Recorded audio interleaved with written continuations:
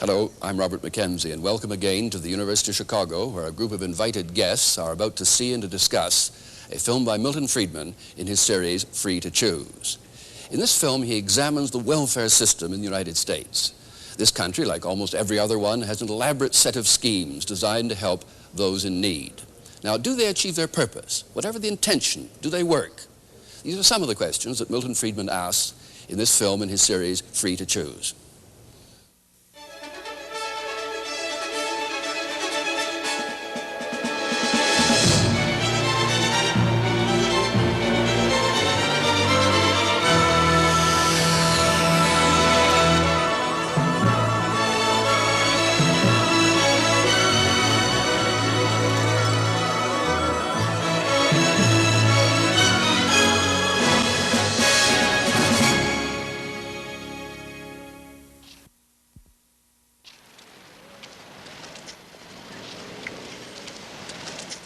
After the Second World War, New York City authorities retained rent controls, supposedly to help their poorer citizens. The intentions were good. This in the Bronx was one result. By the 50s, the same authorities were taxing their citizens, including those who live in the Bronx and other devastated areas beyond the East River, to subsidize public housing. Another idea with good intentions. Yet poor people are paying for this, subsidized apartments for the well-to-do. When government at city or federal level spends our money to help us, strange things happen.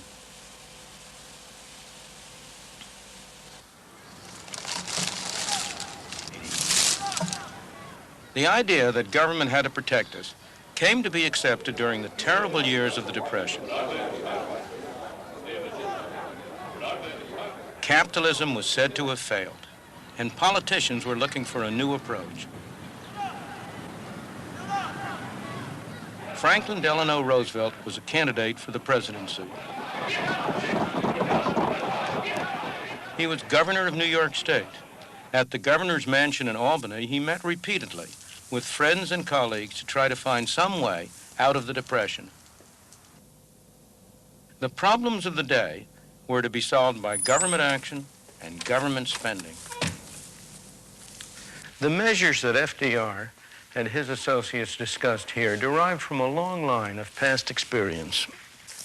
Some of the roots of these measures go back to Bismarck's Germany at the end of the 19th century, the first modern state to institute old age pensions and other similar measures on the part of government. In the early 20th century, Great Britain followed suit. Under Lloyd George and Churchill, it too instituted old age pensions and similar plans. These precursors of the modern welfare state had little effect on practice in the United States, but they did have a very great effect on the intellectuals on the campus, like those who gathered here with FDR. The people who met here had little personal experience of the horrors of the Depression, but they were confident that they had the solution. In their long discussions as they sat around this fireplace, trying to design programs to meet the problems raised by the worst depression in the history of the United States, they quite naturally drew upon the ideas that were prevalent at the time.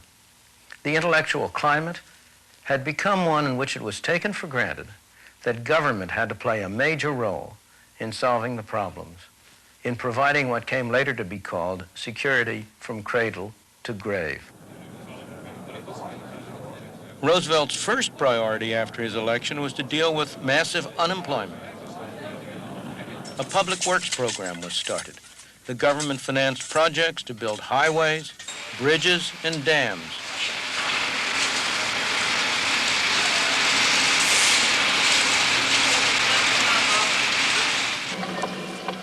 The National Recovery Administration was set up to revitalize industry. Roosevelt wanted to see America move into a new era. The Social Security Act was passed and other measures followed. Unemployment benefits, welfare payments, distribution of surplus food. With these measures, of course, came rules, regulations, and red tape, as familiar today as they were novel then. The government bureaucracy began to grow, and it's been growing ever since.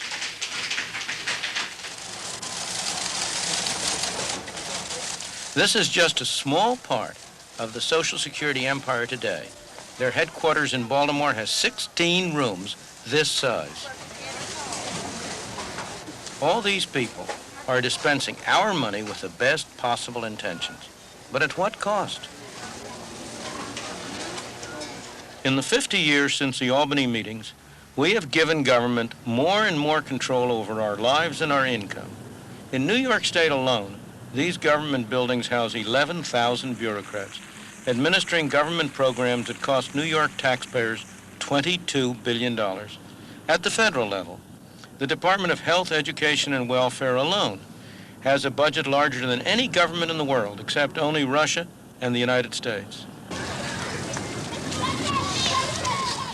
Yet these government measures often do not help the people they are supposed to. It's all right. Richard Brown's daughter, Halima, needs constant medical attention.